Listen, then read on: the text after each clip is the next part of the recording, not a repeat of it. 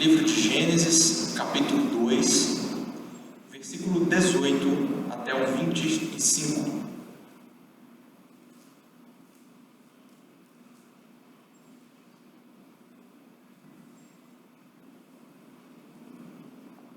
Nós faremos uma leitura alternada, eu vou ler os versículos pares e vocês os ímpares.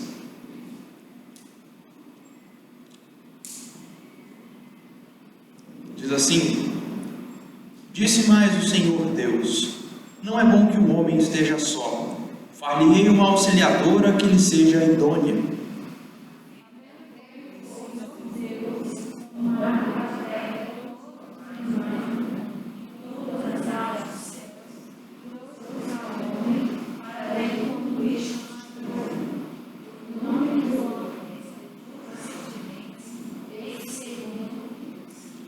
Deu nome o homem a todos os animais domésticos, às aves dos céus e a todos os animais selváticos.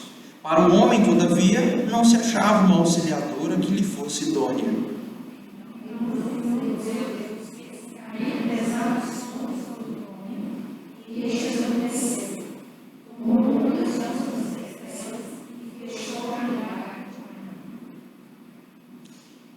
E a costela que o Senhor Deus tomara do homem, transformou-a numa mulher e lhe a trouxe.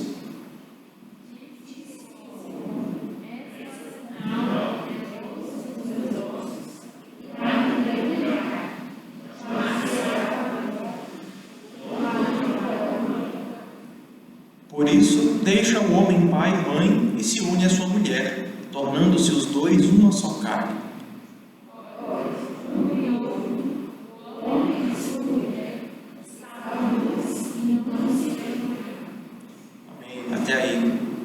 Nosso Deus sendo um Deus perfeito, sua criação não poderia ser diferente.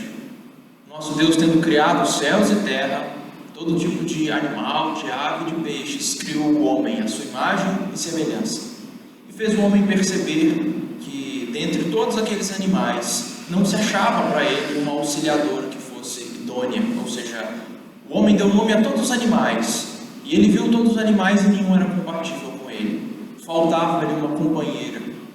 Deus, tendo feito o homem perceber isso, porque Deus já tinha visto que a solidão do homem não era boa, Deus fez para ele uma mulher. A partir dele, tomou uma costela dele e fez uma esposa, uma auxiliadora para ele. A criação do nosso Deus é muito boa.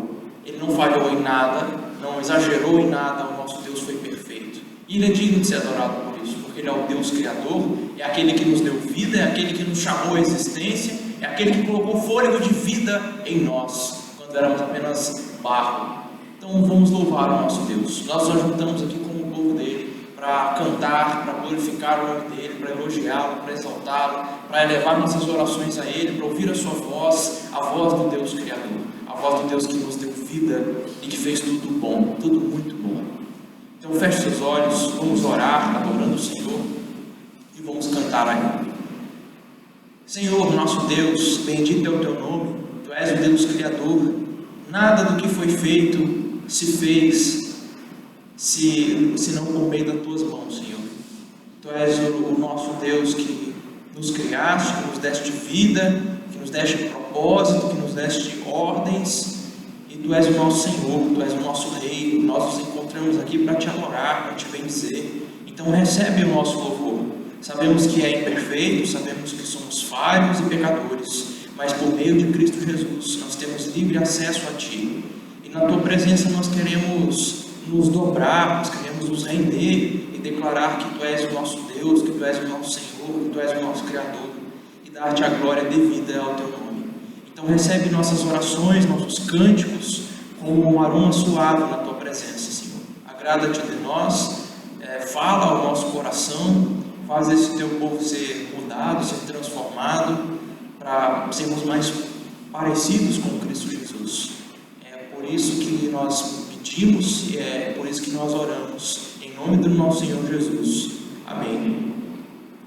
O Evangelho de João diz que Deus, o Filho, estava na criação do Pai. Ele era Deus e todas as coisas foram feitas por meio dele. Sem Ele, nada do que foi feito se fez. O nosso Senhor Jesus é Criador também. E nós vamos exaltar o nome dele, lembrando as suas palavras em João 14, com o cântico Jesus é o caminho. Vamos dizer que nós queremos amar mais o Senhor, vamos adorar Ele. Então coloque-se de pé, vamos cantar o Senhor.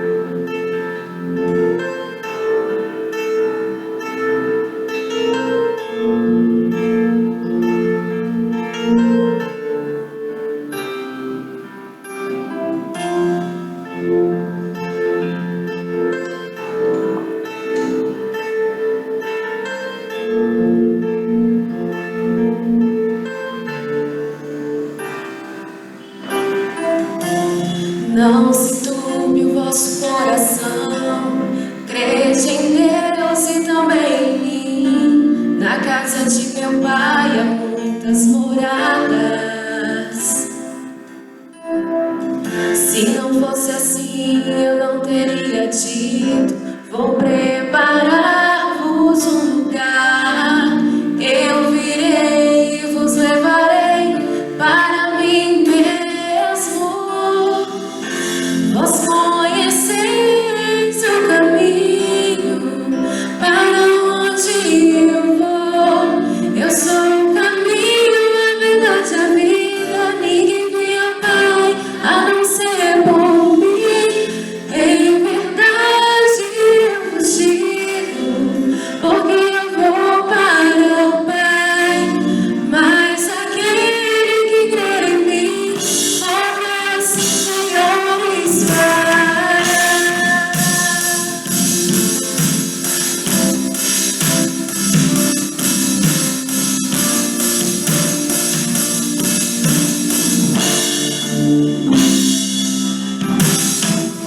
Se me amares verdadeiramente, guardarei os meus mandamentos. Eu rogarei ao Pai e Ele vos dará o Consolador, o Espírito da verdade, que o mundo não pode receber, mas Ele habita em vós e estará em vós para sempre.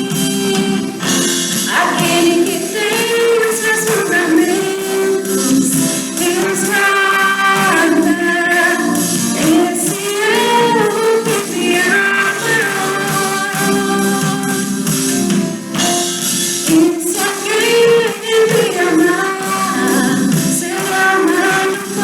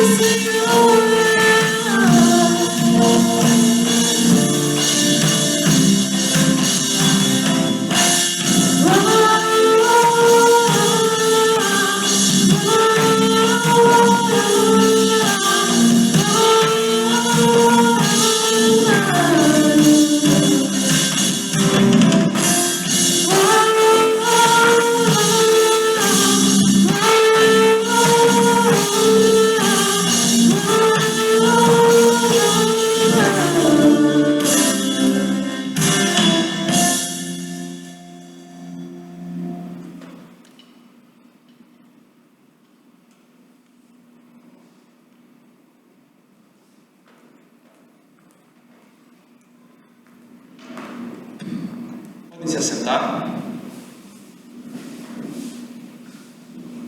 Abra sua Bíblia novamente, agora em Gênesis capítulo 3.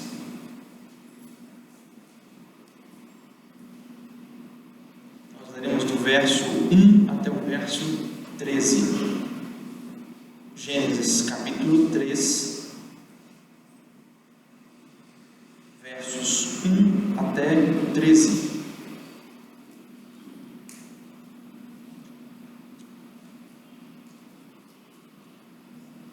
Vamos fazer mais uma leitura alternada. Eu vou ler dessa vez os versículos ímpares e vocês os pares. De Gênesis capítulo 3, versos 1 até o 13. Diz assim: Mas a serpente, mais sagaz que todos os animais selváticos que o Senhor Deus tinha feito, disse à mulher: É assim que Deus disse: Não comereis de toda a árvore do jardim?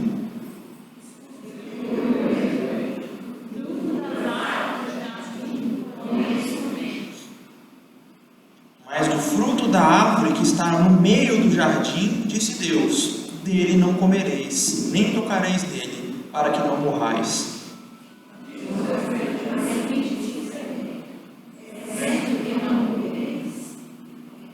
Porque Deus sabe que no dia em que dele comerdes, se vos abrirão os olhos, e como Deus sereis conhecedores do bem e do mal.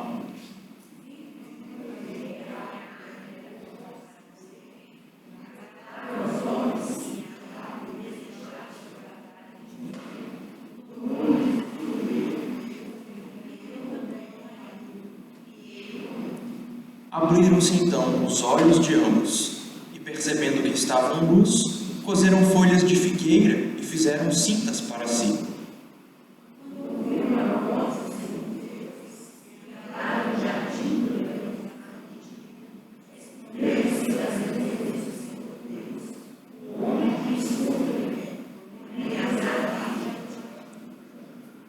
E clamou o Senhor Deus ao homem e lhe perguntou, e chamou o Senhor Deus ao homem e lhe perguntou: Onde estás?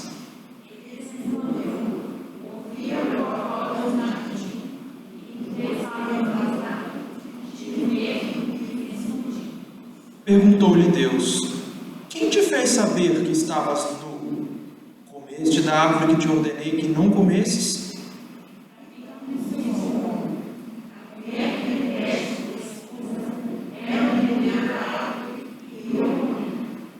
Disse o Senhor Deus à mulher: Que é isto que fizeste? Respondeu a mulher: A serpente me enganou e eu comi. Até aí. Nesse texto trágico, nós vemos o relato da queda da humanidade. Deus nos criou perfeitos, à sua imagem e semelhança, e numa criação perfeita, como nós lemos no texto anterior, onde homem e mulher estavam nus e não se envergonhavam, ou seja, onde não havia motivo ali de vergonha, de receio, mas uma liberdade completa, uma harmonia completa entre o primeiro casal e entre todo o restante da criação. Tudo isso foi perdido quando eles desobedeceram a Deus. E por meio dessa desobediência, o pecado entrou no mundo. E com o pecado, a morte, diz a Escritura. Então, com esse pecado, tudo foi atrapalhado, tudo foi bagunçado, tudo foi corrompido, tudo foi estragado. A relação do homem com Deus foi rompida. Agora o homem se esconde de Deus porque ele tem medo. E logo Gênesis narra que o homem foi expulso da presença de Deus. Por causa do pecado, não apenas o relacionamento do homem com Deus foi corrompido, mas também o relacionamento do homem com a sua esposa. Porque se no primeiro momento eles estavam nus e não se envergonhavam, se a sua harmonia era plena, se Adão era capaz de compor um poema de amor para sua esposa, como nós lemos no texto anterior, agora ele acusa a sua esposa, agora ele diz: a culpa é dela, porque foi ela que me deu, e eu comi. Agora tudo está corrompido, tudo está abalado. Por causa desse episódio, o pecado entrou no mundo e aflige a todos nós. E todos nós estamos distantes daquilo que Deus ordena para nós. Por causa do nosso pecado, não apenas do de Adão, mas por causa do nosso pecado cometido todos os dias e dia após dia, o nosso relacionamento com Deus é atrapalhado, foi corrompido. O nosso relacionamento uns com os outros é corrompido, é atrapalhado. E agora nós acusamos uns aos outros, agora nós nos agredimos mutuamente, agora nós ferimos uns aos outros. Então nós devemos nos colocar diante de Deus agora em reconhecimento do nosso pecado, reconhecimento de que por causa do pecado, por causa da desobediência dos nossos primeiros pais, por causa da nossa desobediência, dos nossos pecados diários, Deus se afasta de nós e nós nos afastamos uns dos outros. Então curve a sua cabeça, confesse a Deus os seus pecados, as suas falhas, as suas desobediências, tanto para com Deus quanto para com o próximo. Confesse a Deus a sua miséria, o seu pecado, durante alguns instantes, e depois nós oraremos juntos.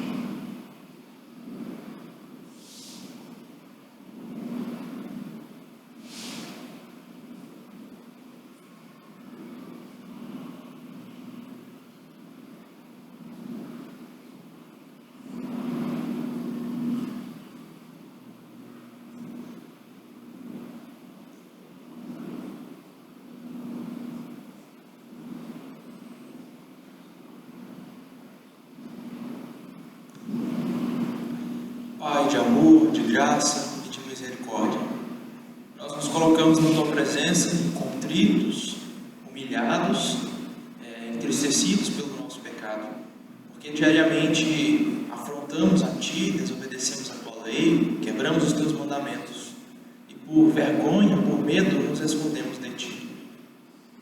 E Pai, nós somos tendenciosos a cada vez nos afastar de Ti. Pai, nós também ferimos o nosso próximo com as nossas palavras, com as nossas ações, nós magoamos, nós entristecemos, nós difamamos e nós ferimos por causa do nosso pecado, por causa da nossa cobiça, da nossa inveja, por causa do nosso amor próprio. Então nós nos colocamos diante de Ti, sabedores de que o pecado entrou no mundo por meio do primeiro casal, o pecado é cometido e praticado por todos nós, todos os dias. Nós ofendemos a Ti e precisamos do Teu perdão. É por isso que nos colocamos agora na Tua presença, Pai, e pedimos, perdoa-nos, dá-nos misericórdia, graça, perdoa o nosso pecado, apaga a nossa transgressão. Não olha para nós conforme o nosso merecimento, conforme a nossa indignidade, mas olha para nós com graça e misericórdia. Olha para nós pelos méritos de Cristo, nosso Senhor. Perdoa o nosso pecado, promove em nós um arrependimento sincero, uma vida de abandono de pecado, promove em nós uma vida de repúdio ao que é mal, e uma vida de serviço a Ti, Senhor. Nós queremos Te amar mais, nós queremos guardar os Teus mandamentos e demonstrar assim o nosso amor, a nossa gratidão. Faça isso acontecer. Nós Te agradecemos e pedimos perdão e oramos em nome de Cristo. Amém. Abra mais uma vez a sua Bíblia, agora na carta de Paulo aos Romanos, capítulo 5. Nós faremos mais uma leitura alternada dos versos 12 a 21. Epístola de Paulo aos Romanos, no 5º capítulo, versículos 12 ao 21. Outra leitura alternada, eu vou ficar com os versículos pares e vocês com os versículos ímpares. 5, versículos 12 até o 21, até o final do capítulo.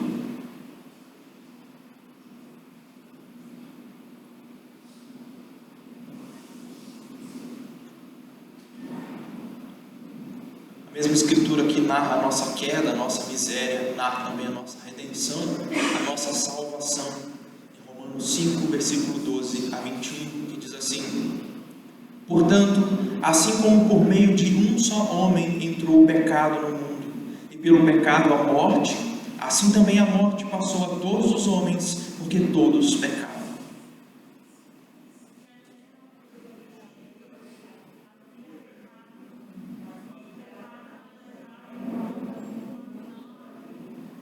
Entretanto, reinou a morte desde Adão até Moisés, como sobre aqueles que não pecaram à semelhança da transgressão de Adão, o qual prefigurava aquele que havia de vir.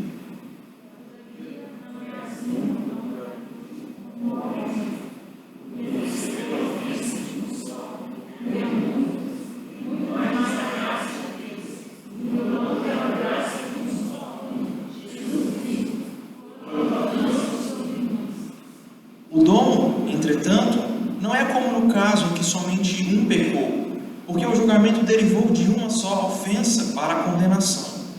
Mas a graça transcorre de muitas ofensas para a justificação.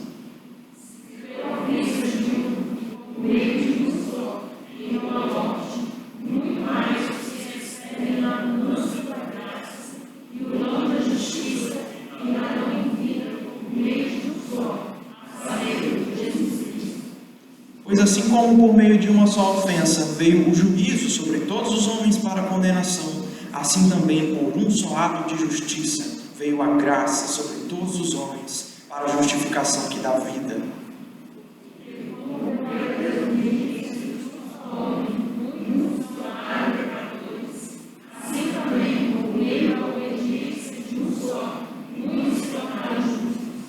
Sobreveio a lei para que avultasse a ofensa, mas onde abundou o pecado, superabundou a graça.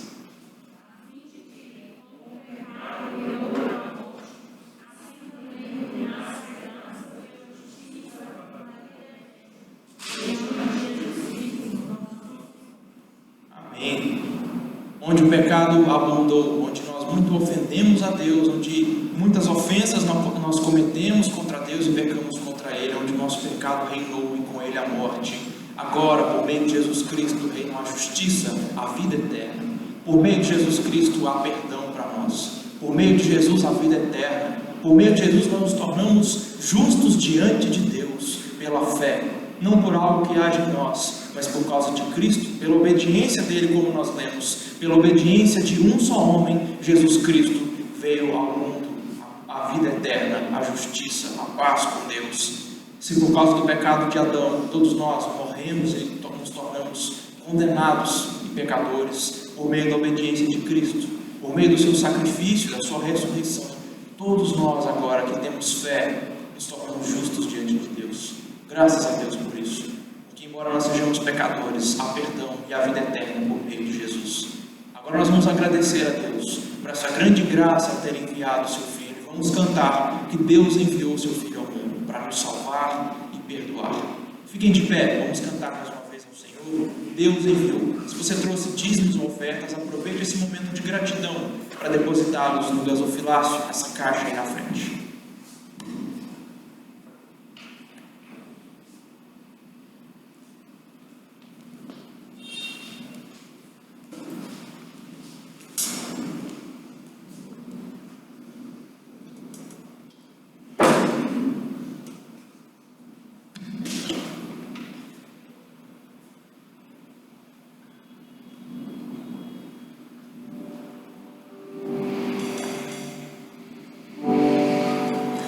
Porque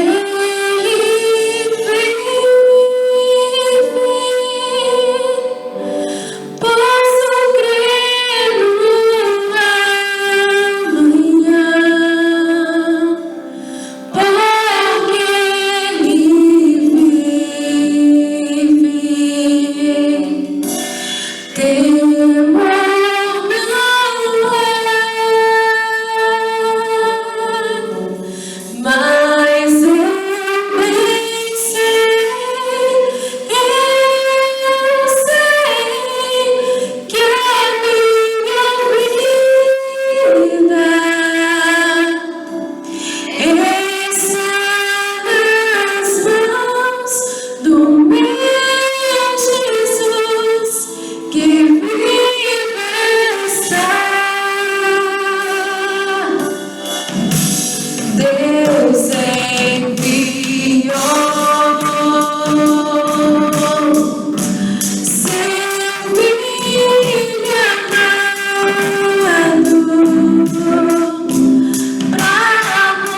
salvar.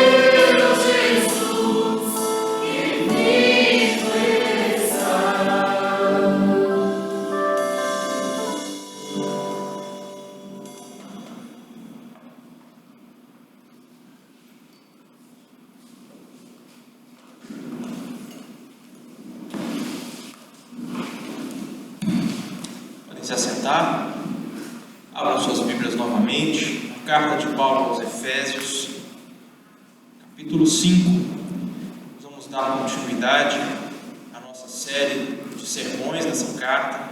Estamos caminhando para o final, Efésios 5. Nós leremos o versículo 22 ao 24.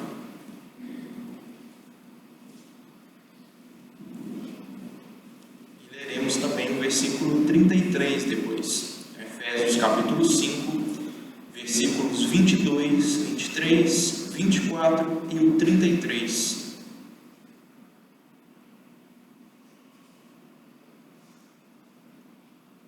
Como é um texto pequeno, vamos fazer daquele jeito. Eu vou ler uma primeira vez, depois vocês, por favor, repitam a leitura.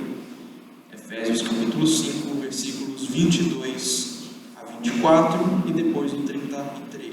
Diz assim: as mulheres sejam submissas ao seu próprio marido, como ao Senhor, porque o marido é o cabeça da mulher, como também Cristo é o cabeça da igreja, sendo este mesmo o Salvador do corpo. Como, porém, a igreja está sujeita a Cristo, assim também as mulheres sejam em tudo submissas ao seu marido. E o 33: Não obstante, cada um de vós, de per si, também ame a própria esposa como a si mesmo, e a esposa a respeite ao marido. Agora vocês. Sejam submissas ao marido, como a Deus. O marido é a cabeça da mulher, como também Cristo é a cabeça da igreja. Se Deus mesmo o Salvador, como porém a igreja seja submissa, assim também as mulheres sejam tudo submissas aos seus maridos. Agora 33.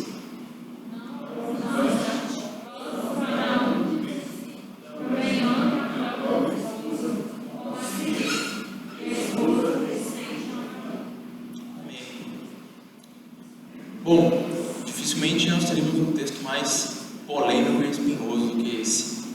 Porque nas últimas décadas os movimentos feminista e gay têm influenciado até mesmo nós cristãos. E tem causado uma grande confusão na nossa cabeça sobre o que significa ser homem, ser mulher, sobre quais são os papéis do homem e da mulher no casamento, na família, no mercado de trabalho, na igreja, enfim. E ao nos depararmos com um texto como esse, nossas ideias sobre o assunto são confrontadas e nós somos desafiados a rejeitar as filosofias e conceitos desse mundo e a aceitar o ensino da palavra de Deus como verdade e como norma para a nossa vida, como padrão para a nossa vida. Muitas pessoas não aceitam o ensino e a ordem deste texto bíblico, talvez até algum de vocês. Algumas pessoas negam que Paulo tenha sido o autor dessa carta aos Efésios. Alguns dizem que, na verdade, é um impostor que assinou com o nome de Paulo depois que ele já estava morto.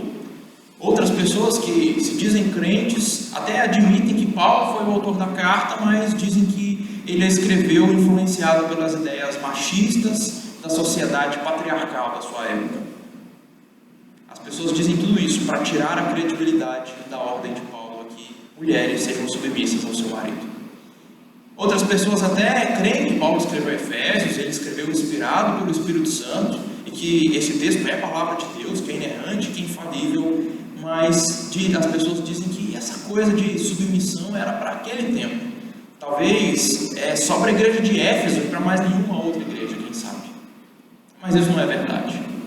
O apóstolo Paulo deu essa mesma ordem para as mulheres serem submissas ao seu marido em outras cartas, além de Efésios. Ele diz isso em 1 Coríntios, em Colossenses, em 1 Timóteo e em Tito. Além disso, não é só Paulo que dá essa ordem, mas o apóstolo Pedro também, quando escreve a sua primeira carta, no capítulo 3, ele dá a mesma ordem às mulheres serem submissas ao seu marido. E essa primeira carta de Pedro, ela foi escrita não para uma igreja, mas para as igrejas ou para os crentes de várias regiões. Ele começa a carta assim: escrevo aos eleitos que são forasteiros da dispersão no Ponto, Galácia, Capadócia, Ásia e Bitínia. Essas eram regiões muito grandes. É como se Pedro estivesse dizendo: estou escrevendo para o pessoal do Centro-Oeste, do Nordeste, do Sudeste e do Sul. Era uma região muito grande, com muitas igrejas. Essa não é uma ordem limitada apenas à igreja e aos crentes da cidade de Éfeso. E nós vamos ver isso mais à frente. Além disso, essa não é uma ordem que se aplica somente àqueles tempos antigos, porque os argumentos de Paulo para dar essa ordem, para dar esse ensino às mulheres, os argumentos de Paulo não são costumes culturais ou valores sociais da antiguidade, mas são argumentos bíblicos, baseados no que a palavra de Deus diz sobre a criação do homem e da mulher, como nós lemos, sobre a queda do homem e da mulher, como nós também lemos, e sobre a redenção que há por meio de Jesus Cristo. Nós veremos isso mais adiante, mas o que eu quero por enquanto é que todos vocês estejam com os ouvidos do coração abertos, bem atentos para ouvir a voz de Deus na sua palavra, que estejam dispostos a permitir que a Bíblia mude as suas opiniões, que ela mude as suas ideias sobre esse assunto e sobre qualquer outro.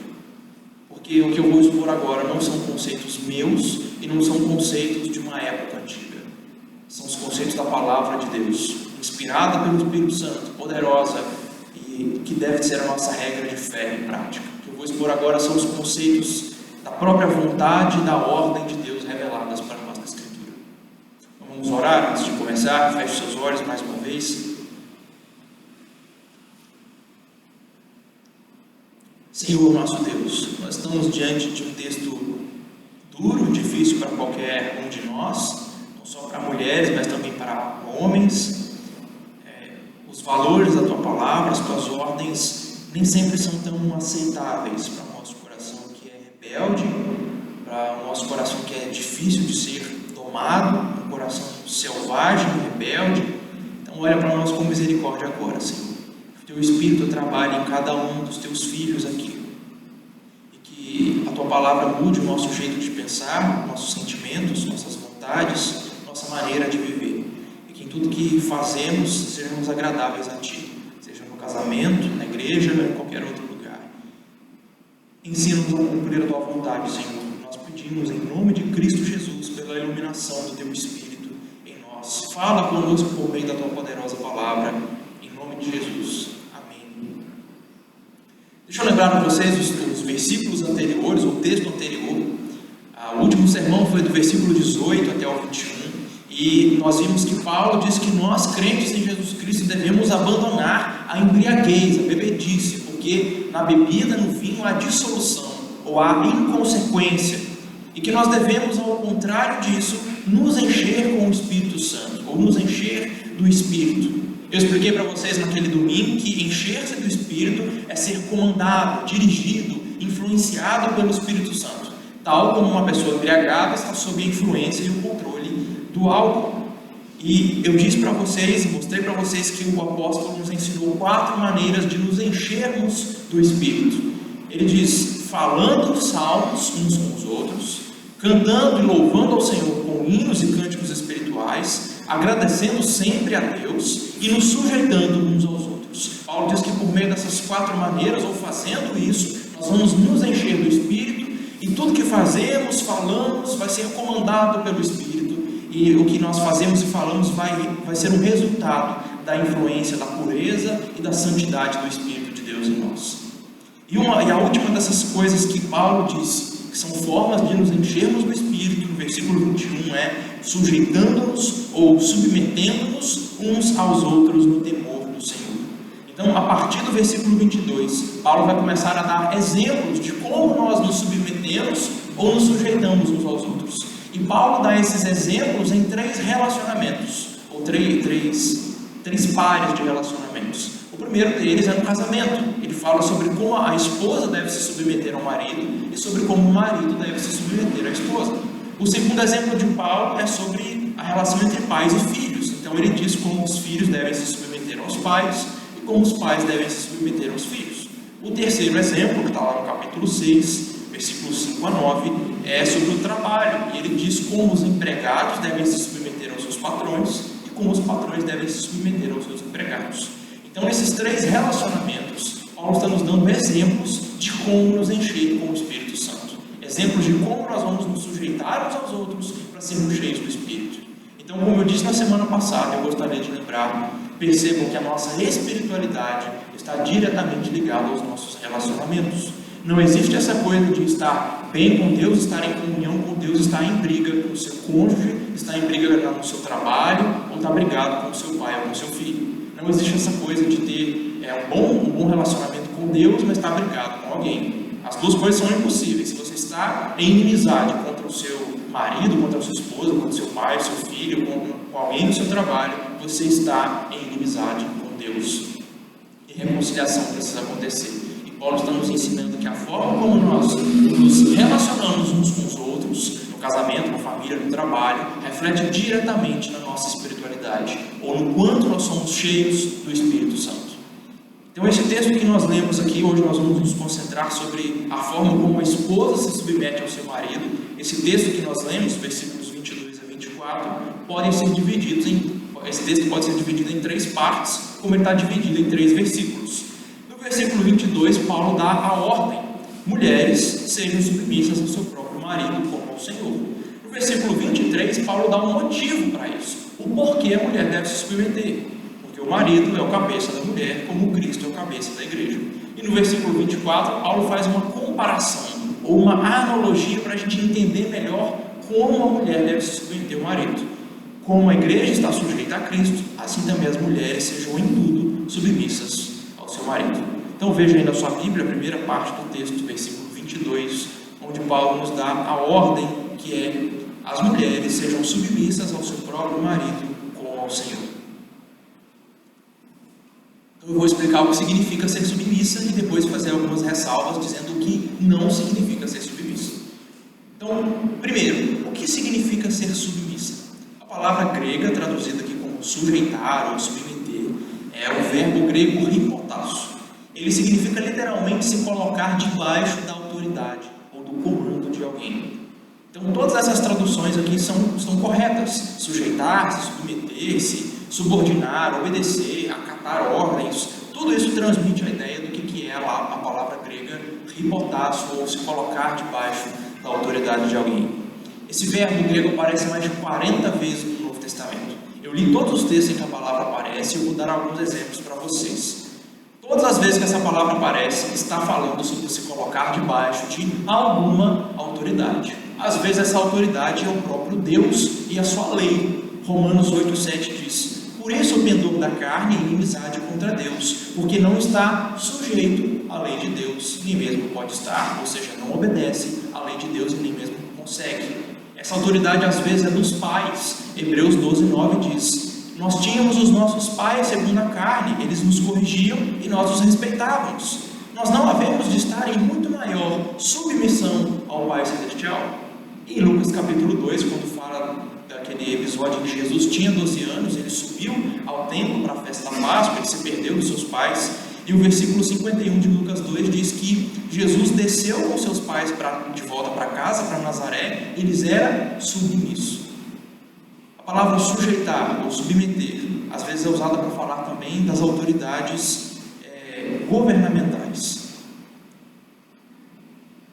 Por exemplo, em Romanos 13, todo homem esteja sujeito às autoridades superiores, porque não há autoridade que não proceda de Deus. Em Tito capítulo 3, lembra aos servos, aos membros da igreja, que se sujeitem aos que governam e às autoridades, em tudo lhes sejam obedientes. É também usado para falar da autoridade do patrão sobre o seu empregado.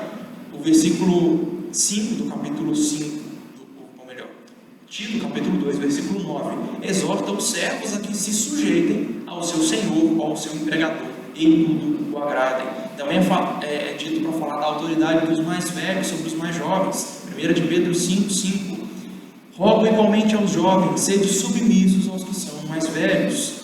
É também usado para falar do quanto Cristo está dominando sobre tudo, e diz que todas as coisas foram colocadas debaixo dos pés de Cristo, porque todas as coisas lhe sujeitou debaixo dos pés. 1 Coríntios 15:27.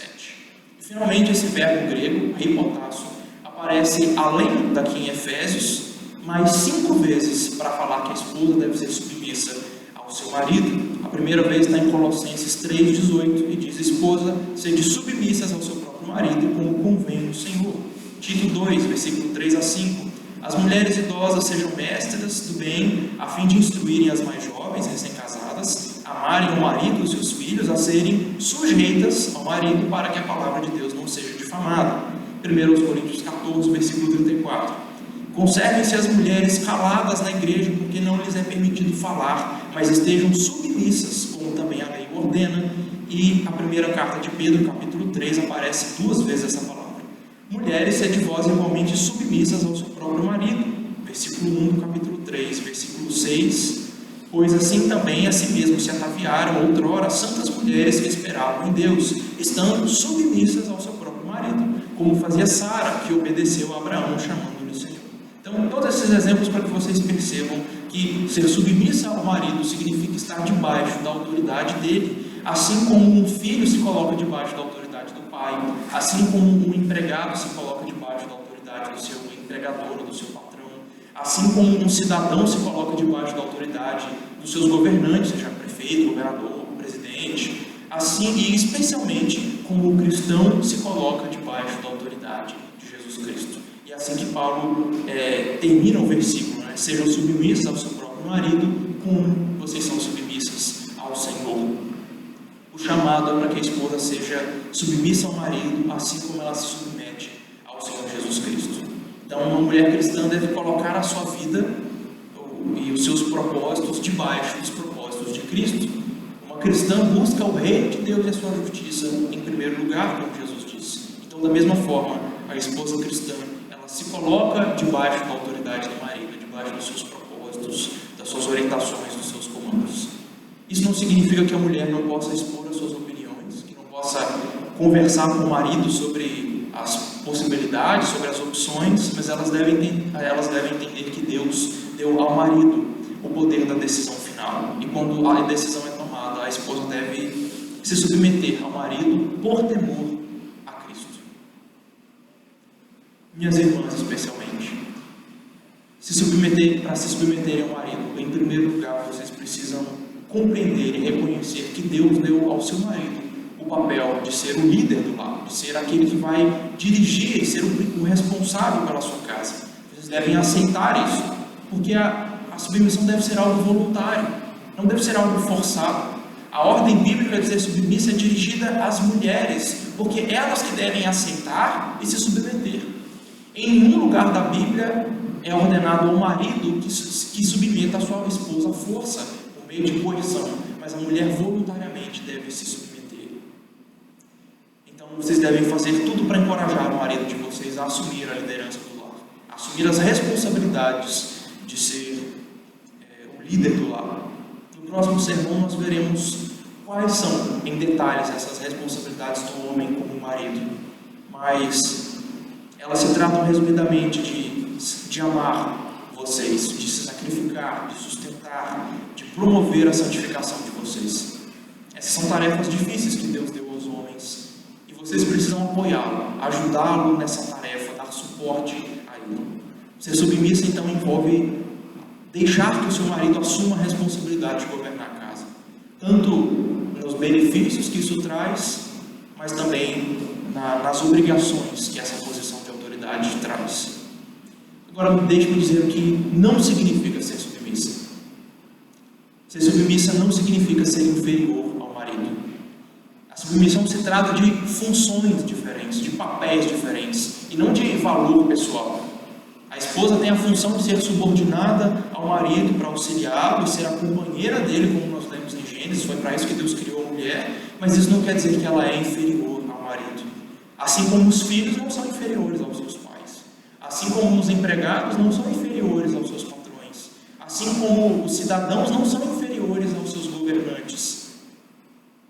A submissão existe até mesmo na Trindade. Em 1 Coríntios capítulo 11, versículo 3, Paulo diz o seguinte: eu quero que vocês saibam que Cristo é o cabeça de todos os homens, e que o homem é cabeça da mulher, e que Deus, Pai, é o cabeça de Cristo. Quando nós estudamos a doutrina da Trindade, nós aprendemos que Deus Pai e Deus Filho são iguais em poder, honra, glória, dignidade, eternidade. Mas mesmo sendo iguais em dignidade, um voluntariamente se submete ao outro, se sujeita ao outro. O Pai não tem mais valor do que o Filho.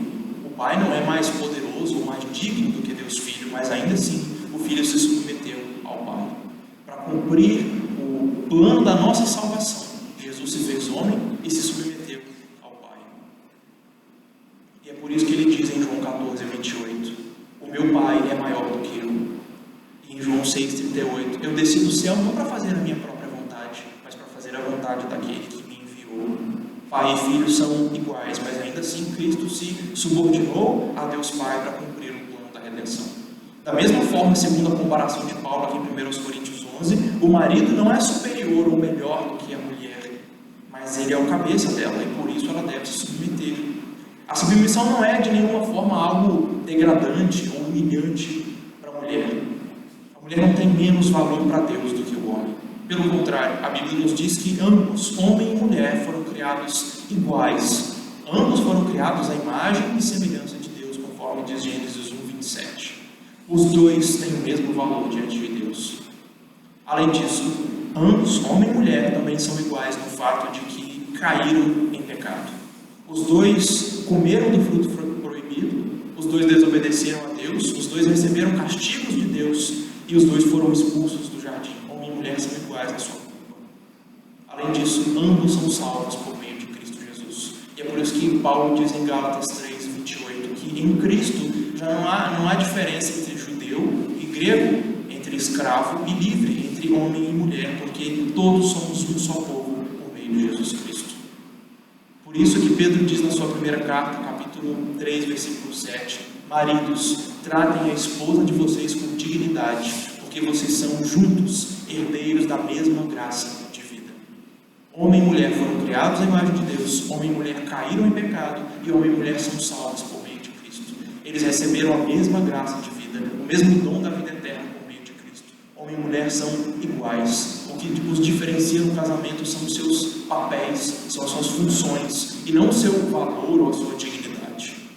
Portanto, ser submissa não significa ser desvalorizada, não significa ser um capacho. Ser submissa não significa ser humilhada e ter que cumprir calada todas as ordens do marido sem direito de fala. Ser submissa não significa ser uma escrava sem opinião própria. A mulher não deve se sentir depreciada pela sua função. Muito menos o marido deve depreciar a sua esposa ou humilhá-la de alguma forma por causa da sua posição. Pelo contrário, o marido deve tratar a sua esposa com dignidade, porque ambos têm o mesmo valor diante de Deus. E é isso que Pedro ensina na sua primeira carta, no capítulo 3. A diferença entre homem e mulher no casamento são as responsabilidades, são os papéis, as funções e não a dignidade.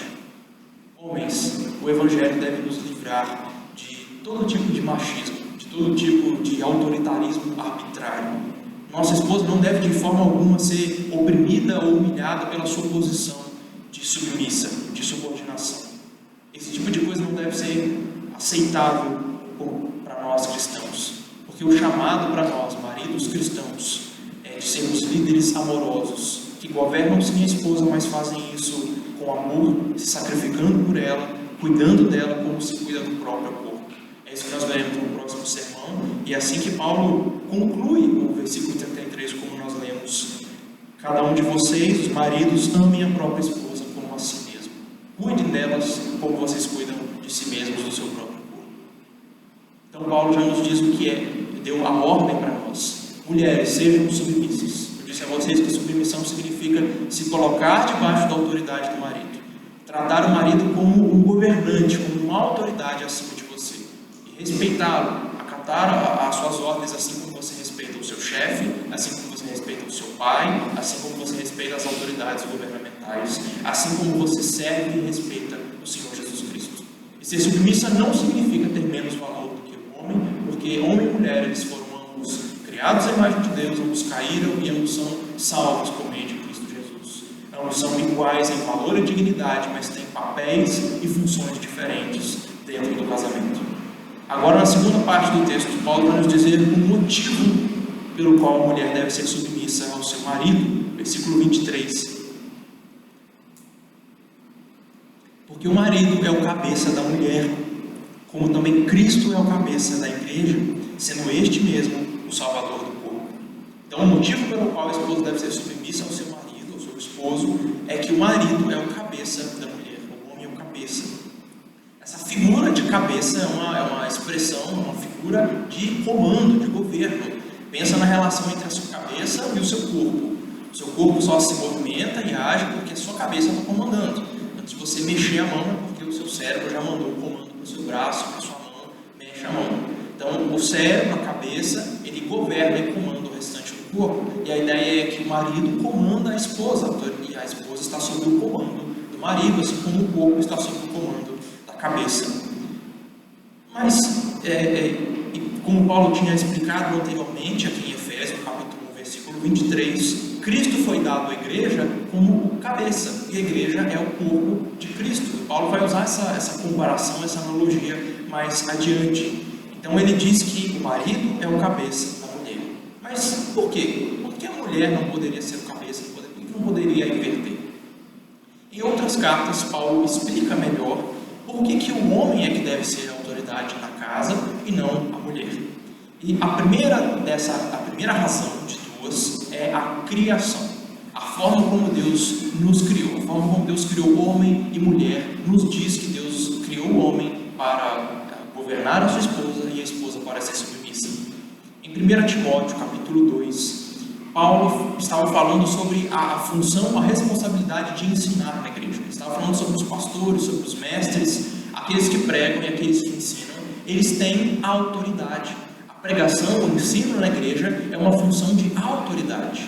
E Paulo estava explicando que, já que é uma função de autoridade, homens é que devem ocupar essa posição e não as mulheres, porque homens foram feitos para ter autoridade, as mulheres foram feitas para serem submissas. Então, 1 Timóteo 2, versículo 12 e 13, Paulo diz assim: não permito que a mulher ensine nem exerça autoridade de homem, esteja, porém, em silêncio, porque primeiro foi formado Adão, depois Eva.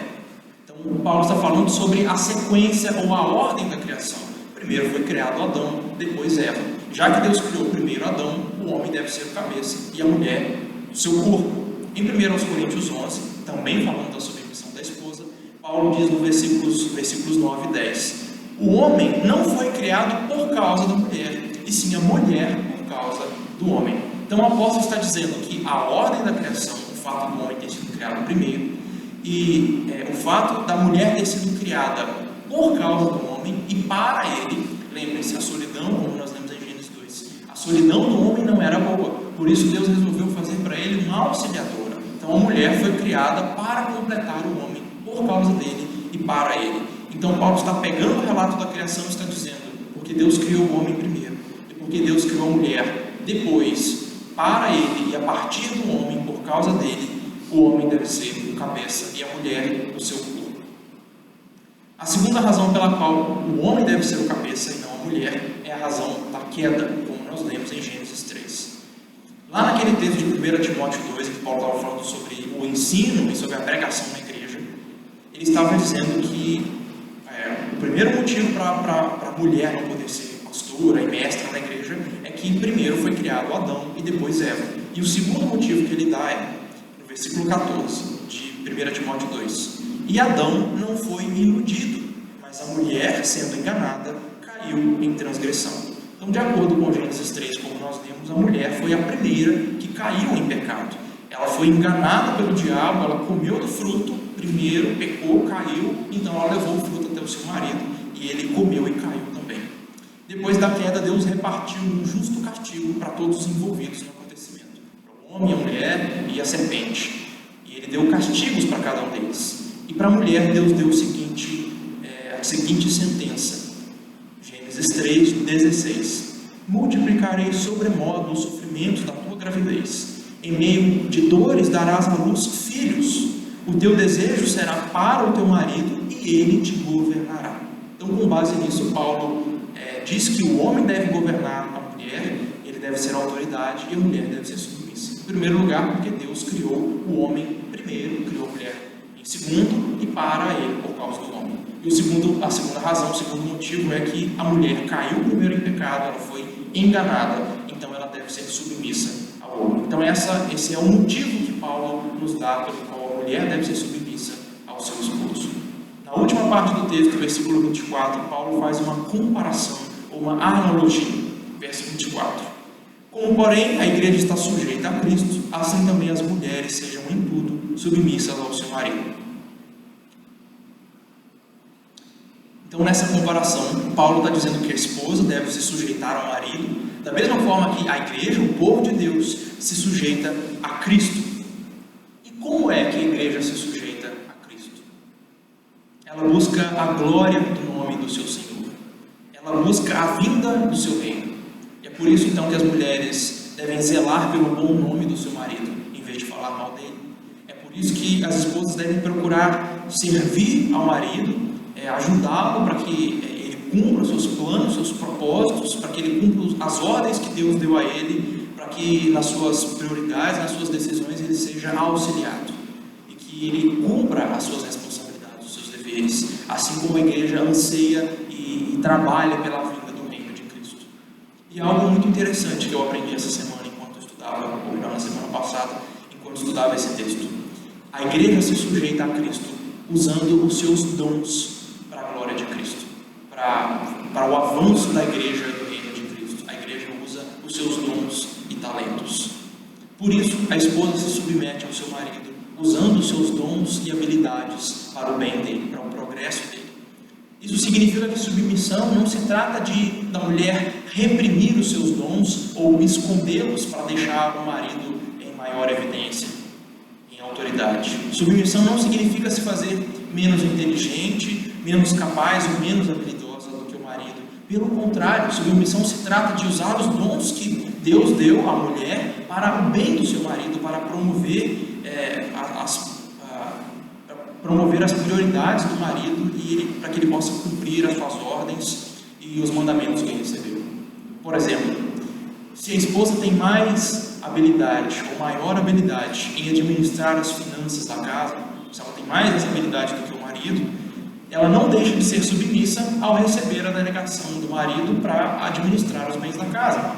E o marido, sendo menos habilidoso do que a esposa para cuidar das finanças da casa, ele só não delega essa responsabilidade a ela se ele for orgulhoso e for um bocó.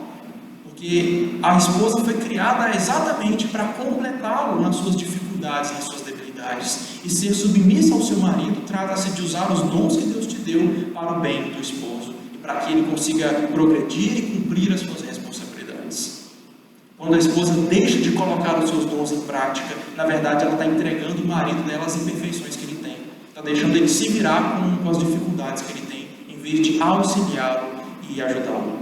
Deus colocou a mulher no casamento para completar o homem, para completar as suas falhas, as suas fraquezas, as suas debilidades e os seus defeitos. Agora, para se sujeitar ao marido dessa forma, a esposa precisa, antes de tudo, ser submissa a Cristo. Nenhuma mulher vai conseguir aceitar com alegria e com sinceridade a sua função de subordinada se ela não temer o Senhor Jesus Cristo.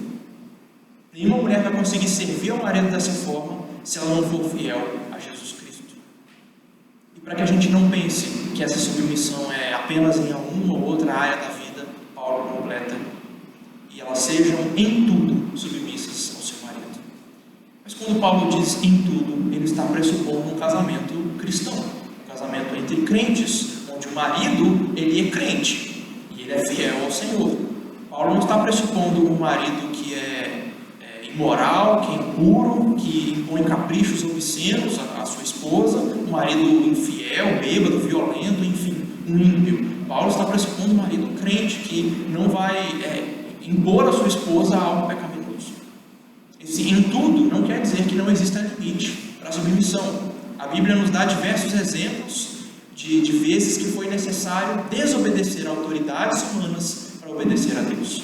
A gente pode pensar, por exemplo, nas parteiras do Egito, conforme é narrado em Êxodo capítulo 1. O faraó ordenou às parteiras que matassem os meninos hebreus, os meninos israelitas, e as parteiras desobedeceram ao faraó, o rei, o governante, por temor a Deus. E elas são elogiadas por isso. Nós podemos pensar também no exemplo dos apóstolos em Atos 5, que foram proibidos pelo Sinédrio de falar sobre Jesus Cristo, de mencionar Jesus. E eles disseram nessa ocasião: mais importa obedecer a Deus do que aos homens. Então, o meu ponto é: a submissão da esposa deve ser em tudo, como Paulo diz, em todas as áreas da vida, mas isso não inclui cometer pecado. Se o seu marido ordenar algo que é proibido pela Escritura, ou te proibir de fazer algo que a Escritura claramente ordena você fazer, você não deve obedecer ao seu marido ou esposa. Se o seu marido, por exemplo, te proibir de orar, de ser crente, é claro que você não pode obedecê-lo. O marido não pode submeter a esposa a caprichos obscenos que contrariem a pureza sexual exigida pela Escritura. E muitos outros exemplos poderiam ser dados. Esse em tudo não significa pecar contra Deus para obedecer ao marido. O relacionamento da mulher com o Senhor Jesus é muito mais importante do que o seu casamento. Assim, a obediência e a submissão maior devem ser a Jesus, mais do que ao marido. No versículo 33, Paulo conclui esse assunto dizendo: e a esposa respeite o marido. Essa palavra traduzida como respeito, ela tem a mesma raiz daquela palavra temor lá no versículo 21. Sujeitando-vos uns aos outros no temor de Cristo. E isso nos lembra de que a fonte da submissão da esposa não é o próprio marido, mas é o Senhor Jesus Cristo. Ela se submete ao seu marido no temor de Cristo. O respeito que a esposa tem pelo seu marido não é porque ele é um marido bom, fiel, respeitável, mas é por causa de Cristo. O respeito da esposa pelo seu marido deve vir do temor dela por Cristo Jesus. Deve vir do desejo dela de agradar a Jesus em tudo que faz, inclusive no seu casamento. Isso é importante porque algumas mulheres pensam: respeitar o meu marido? Ele não se dá o respeito. Tem dia que eu não suporto olhar para ele, já fico enjoada. As mulheres que pensam dessa forma, claro, as casadas com o marido crente, que às vezes o descrente não se dá mesmo ao respeito, mas muitas vezes o cristão inclusive. Mas a questão é que as mulheres precisam reconhecer que, em primeiro lugar, elas também são indignas, elas também cometem atos vergonhosos e desrespeitáveis, desprezíveis. Em segundo lugar, a mulher não deve olhar para o seu marido procurando nele merecimento para ela ser submissa a ele, mas ela deve olhar para Cristo e lembrar do quanto Cristo é digno de ser obedecido. E se a palavra de Cristo diz: sujeitai-vos ao vosso marido, ela deve entender: eu me sujeito ao meu marido por causa de Cristo. Não é porque o meu marido merece, não é porque ele é digno, mas porque Cristo sim é digno de ser obedecido. Deixe-me dar algumas aplicações práticas sobre esse assunto. Em primeiro lugar, para as mulheres casadas, em primeiro lugar, permita que o seu marido exerça autoridade na sua casa. Se você não deixar, ele não vai conseguir. Acredite. Não fique competindo com ele pela liderança da casa ou pela tomada de decisões. Para uma mulher é muito fácil usar o charme das suas palavras, usar chantagem emocional, usar greve de sexo para controlar o seu marido e para que ela tome as decisões. Para a mulher isso é muito fácil. Há mulheres que tiram a autoridade do marido, lembrando ele de coisas vergonhosas que ele já fez. Tentam humilhá-lo e fazê-lo perder a sua autoconfiança. Não faça isso. Não lute pelo controle da sua casa. Entenda que você pode e deve opinar nas decisões, pode sentar e deve sentar e conversar com o seu marido para considerar as possibilidades, as consequências de cada opção, mas a escolha, a decisão final é dele. Não tire isso dele. Considere a decisão dele como final. E quando ele decidir, não contrarie. Dê apoio a ele na decisão dele, mesmo que você não concorde. E não humilhe, lembrando das decisões ruins que ele já tomou e das consequências que vieram, que mostrou que a decisão dele deu errado. Isso envolve não dizer: eu não falei? Bem feito, eu te disse. Caso a decisão do marido se comprove uma decisão não tão inteligente. Mas quando seu marido acertar nas decisões que ele tomar, quando ele fizer bons atos, elogie por isso. Quando ele errar e fizer mal, não faça críticas ácidas para envergonhá-lo, não faça acusações. Perdoe, releve e esteja ao lado dele como parceiro, mesmo nos erros dele, como companheiro. Ah, pastor, mas eu não posso ficar esperando meu marido tomar a liderança, porque meu marido não tem atitude, meu marido é um banana, dizem algumas. Bom, minha irmã, nesse caso você vai ter que virar adubo de banana. Você vai ter que ajudar o seu marido a crescer, a amadurecer e ser capaz de liderar a sua casa. Não importa que você seja mais inteligente do que ele, mais capaz, mais espiritual, mais tudo. A autoridade foi dada a Deus ao seu marido. Por menos capaz que ele seja do que você de gerir o lar. Você pode ajudá-lo com seus dons, como eu disse, mas deve deixar e permitir que ele comande a casa. Você precisa compreender e fazer isso em amor e se sujeitar ao seu marido, mesmo que ele seja menos inteligente, menos talentoso, menos tudo do que você. O governo da casa foi entregue a Deus, a ele, ou entregue por Deus a ele. Em segundo lugar, ainda para as mulheres casadas, não espere o seu marido ser perfeito para você começar a ser submissa a ele. Sua obediência não deve depender, não deve estar condicionada à obediência, muito menos à perfeição do seu marido. Enquanto você esperar que o seu marido seja merecedor do seu respeito, ou que ele seja merecedor de ser amado e obedecido, você nunca vai conseguir se sujeitar a ele. Porque você não deve olhar para o seu marido mesmo, porque ele é um miserável, um pecador, ele é imperfeito. Você deve olhar para Jesus Cristo. Ele sim, o nosso Senhor, é perfeito. Ele sim é digno de ser obedecido, de ser honrado e de ser respeitado. Você é chamado a se submeter ao seu marido, não porque o seu marido merece, mas por causa de Jesus Cristo, por temor a Cristo. Em terceiro lugar, aceite e aprecie a proteção e o cuidado do seu marido. O marido, como nós veremos no próximo sermão, ele tem a função de ser o salvador da mulher. Ele deve cuidar dela, dar a ela amparo físico, emocional, financeiro, espiritual. Deve cuidar da sua esposa, como ele cuida de si mesmo. Então, a mulher deve aceitar o cuidado do seu marido, deve apreciá-lo de coração, em vez de desprezar esses atos do marido e tentar ser independente dele, tentar não precisar de nenhuma ajuda do marido. Quarto, respeite o seu marido, como nós vimos, e a esposa respeite o marido. Mostre respeito na maneira como você fala com ele. Escolha cuidadosamente as suas palavras, cuidado com o seu tom de voz, porque com isso você consegue mostrar a ele respeito ou desrespeito. Não faça comentários depreciativos sobre o seu marido em público. Não faça, já vi muita mulher disfarçar esses comentários críticos de piadas, de até desabafos e falar mal do marido para as amigas, para a mãe. Não faça isso. Valorize, zele pelo bom nome do seu marido, pela fama do seu marido. Quinto, cultive uma vida espiritual. Não espere conseguir se submeter a Deus ou se submeter ao seu marido sem a ajuda de Deus. Sem Deus trabalhar em você esse espírito de submissão. Você não vai conseguir fazer isso sem uma vida de devoção, sem uma vida de submissão a Cristo Jesus. Porque o ensino é algo que a mulher seja submissa ao seu marido, como ela é submissa ao Senhor Jesus Cristo. Se você não é submissa a Jesus Cristo, você não vai conseguir ser submissa ao seu marido. Então pratique a devoção, cultive hábitos espirituais de ler e meditar na palavra, de orar. Ore por si mesma nesse sentido, ore pelo seu marido. É só a intervenção de Deus na vida dele que vai capacitá-lo e fortalecê-lo para que ele exerça o papel de liderança na sua casa. Ore pelo seu marido em vez de reclamar dele, em vez de falar mal dele. Coloque diante de Deus os pecados do seu marido. Peça a Deus que o faça se arrepender e que ele melhore, que ele cresça e amadureça. Em último lugar, para as mulheres casadas, se o seu marido não é crente, se submeta mesmo assim.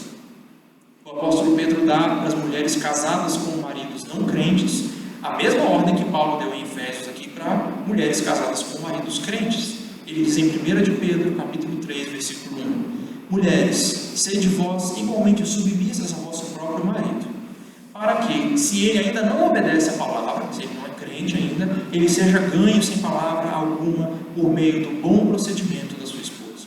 Então, se você é casada com um descrente, submeta-se ao seu marido de acordo com os limites que eu mencionei, claro. Você não vai pecar por causa dele. Mas submeter-se a um não cristão é especialmente difícil. Mas pelo poder do Espírito Santo agindo em nós, é possível agradar a Deus em tudo. E com a graça de Deus, quem sabe seu marido não pode ser ganho por meio do seu bom testemunho. Agora, uma palavra aos solteiros. Jovens homens solteiros, à procura de uma donzela, à procura de um par. Procure uma moça cristã para se casar. Não seja tolo. Se uma moça não se submete a Jesus Cristo, se ela não é serva de Jesus Cristo, não acredite que ela vai se submeter a você depois de se casar. Como você espera que ela se submeta a você se ela não se submete a Jesus Cristo? Além disso, procure uma mulher que seja dócil, uma mulher disposta a ser a sua companheira, a sua ajudadora, que seja disposta a se submeter a você. Se você começar a namorar uma feminista, você vai entrar numa enrascada. Agora, aplicações para os maridos. Em primeiro lugar, sua esposa é subordinada a você, mas ela não é a sua empregada. Ela não é a sua escrava. Ser submissa não quer dizer que ela vai ter que trabalhar fora, vai ter que para te ajudar a pagar as contas, e ainda vai ter que arrumar a casa inteira, lavar todas as vasilhas, cuidar das crianças e tudo mais. Você pode muito bem dividir as tarefas com ela e auxiliá-la nesse sentido. E ela te auxiliar.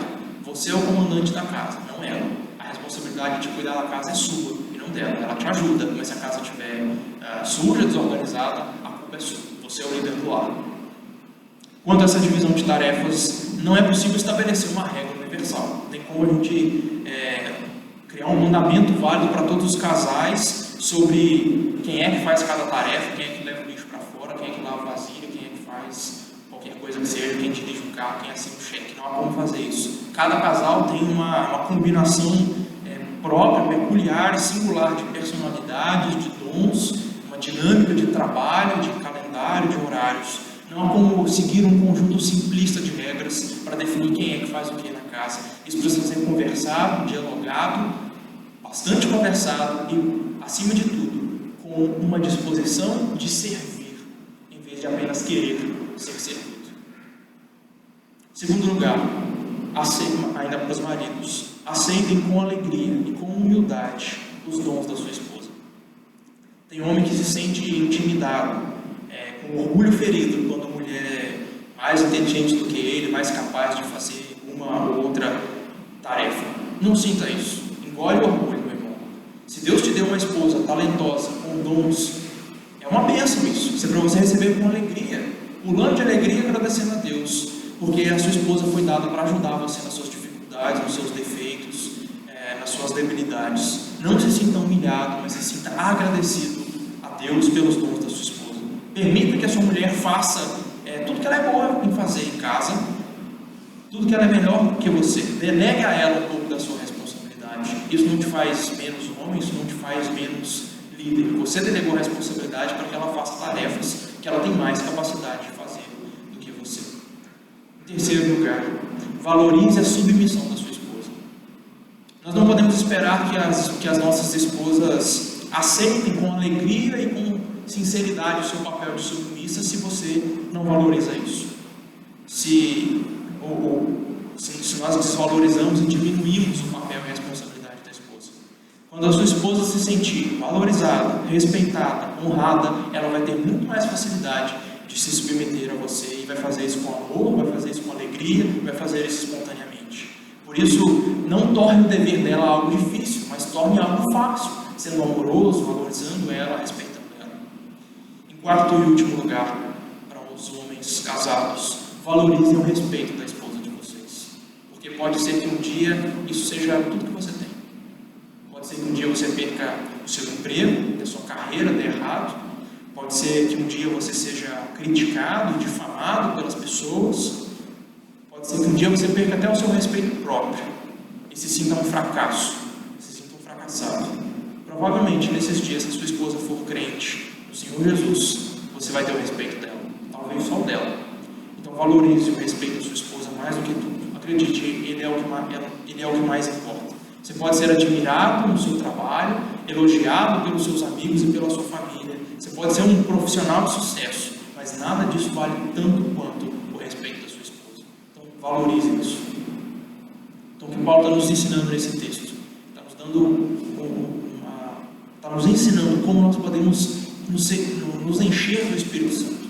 Como podemos ser crentes dominados, influenciados pelo Espírito, com uma vida de santidade, de pureza, submetendo-nos uns aos outros. E o primeiro exemplo que ele nos dá é a forma como a esposa se submete ao seu marido. Ele diz: esposas, se sujeitem ao marido de vocês, ou seja, se coloquem debaixo da autoridade dele. Isso não significa que vocês sejam inferiores ou tenham menos valor do que ele. E Paulo nos deu um motivo, porque o marido é o cabeça da mulher.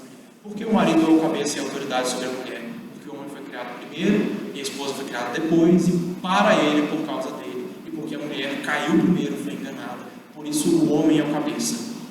E a comparação que Paulo faz para a gente entender é: mulheres, sejam submissas ao seu marido como a igreja está submissa a Cristo. A igreja busca a honra e zela pelo bom nome do seu Senhor. Então a esposa zela pelo bom nome de Cristo. Ela busca as prioridades do marido, ela busca auxiliar o marido com seus dons, ser companheira dele, para estar ao lado dele, principalmente nas dificuldades, ajudá-lo nas suas debilidades, nos seus defeitos, para que ele cumpra os seus propósitos, para que ele sirva a Deus em todas as áreas da sua vida. É isso que Paulo está nos ensinando aqui. Coloquem-se de pé, vamos fechar os nossos olhos, pedir a ajuda do nosso Deus, para cumprirmos a sua vontade, ordenada e revelada na sua palavra. E homens, já preparem o coração para o próximo texto. Senhor nosso Deus, nós te louvamos e exaltamos pela tua palavra, que é um guia para a nossa vida.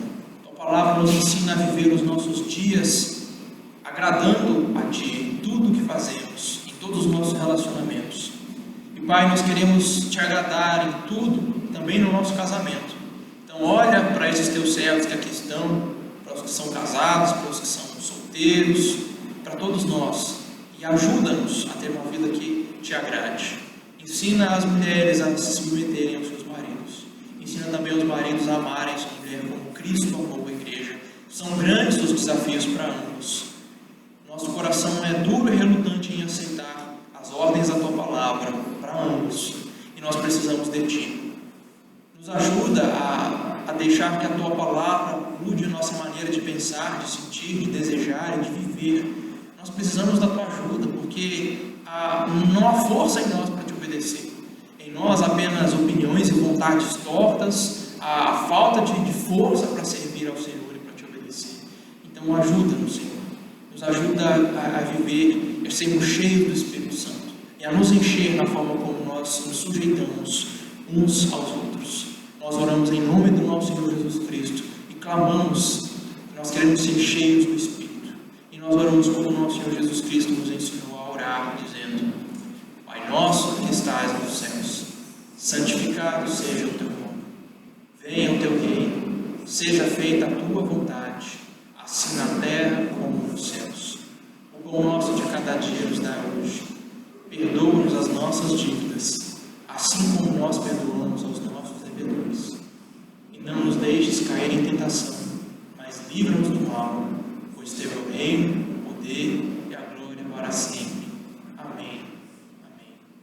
Podem se assentar, deixem-me apenas dar alguns avisos. Uma coisa que eu esqueci de falar na hora da aplicação do sermão. Além dessas aplicações práticas que eu fiz, eu vou mandar um arquivo lá no grupo do WhatsApp com formas práticas da esposa demonstrar amor ao seu marido.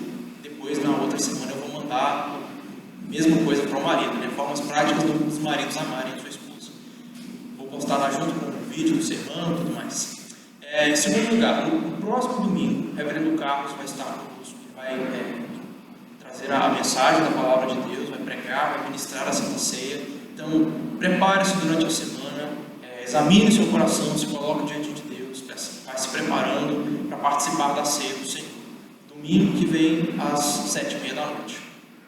Escola dominical às 9 da manhã. No próximo domingo a gente vai encerrar o nosso assunto da Reforma Protestante e os 5 solas da Reforma. A gente vai começar, então, no próximo domingo, última lição, Glória somente a Deus, ou Sola Deo Gloria. No outro domingo a gente vai começar a estudar a Confissão de Fé de Westminster. Eu já vou aproveitar essa ocasião. Tem alguns irmãos que vão se tornar membros da nossa igreja, vão se transferir. Eu já vou aproveitar essa lição para ser a classe de catecúmenos. Então, venha para você reforçar o seu conhecimento da nossa doutrina reformada. Essa Confissão de Fé é um documento que declara o que nós presbiterianos cremos. Então, não seja um presbiteriano que não sabe o que crê. Venha para a escola dominical, 9 horas da manhã. A classe tem ficado bastante vazia, estou sentindo falta de todos vocês. Venha para a escola dominical, não pode faltar. Venha próximo domingo, 9 horas da manhã. E quarta-feira, reunião de oração, 7h30 da noite. E terça-feira também, reunião das senhoras, às 7h30 da noite. É isso, tenham um ótimo domingo para vocês. Bom resto de domingo, bom descanso e até a semana que vem. Última coisa, vamos orar, irmãos, pelo irmão Ney. Ney Franco está hospitalizado, está respirando com a ajuda de aparelhos, pegou Covid, está bem mal no hospital, está na UTI. Então vamos orar por ele, a gente já orou aqui na escola dominical, vamos continuar orando por ele durante a semana pela melhora, pela recuperação dele, e da Conceição também, que está melhor, está em casa, mas está lá preocupada, tadinho, com o esposo. Então vamos orar por eles. Deus abençoe vocês, ótima semana, sintam-se cumprimentados.